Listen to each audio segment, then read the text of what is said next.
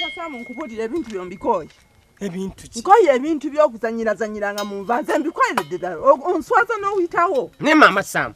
Unokumadde okumpayiriza wayiriza. Alaba yenva zino. Bwolaba ebyennyanja ekinnyanja kino nakirese kiramba. Ebyennyanja kati erudda gye luli oludda teruliiyo. Kizza kitya? Oludda lw'ekyennyanja olumu teruliiyo. Gwe tokiraba. Mama Sam gwe ensobi yabadde egiyo. So nakikugambyeko. Ebyennyanja bino twandibyawudde. Kati kirabika ekyennyanja ekimu kyalwanye ne kinne waakyo ne kikiryako oluuyi nga tubifumba. Nga tukifumba. Tata Sam naawe leka kumbuzabuza ate kutuuka awo. Ate kwani akubuza? Ekyennyanja ne kiryako kinne waakyo oluuyi. Kakati kati.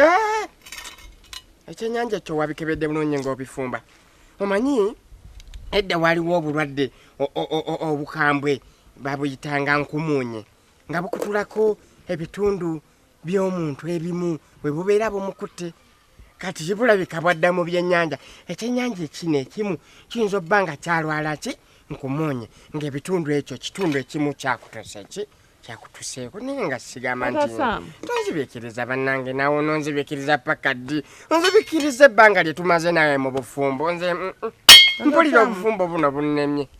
Tata Sam nkubuulire kale kati kaŋŋende nziyiwe sowa kulya nva zino zinkwate-kwatemu ze batugotoloddemu bwe bati. Mama Sam teweebonyaabonya oba ozimpe nze ŋŋende nzikuyireyo eri mu lusuku emmanga abantu gye batatuuka.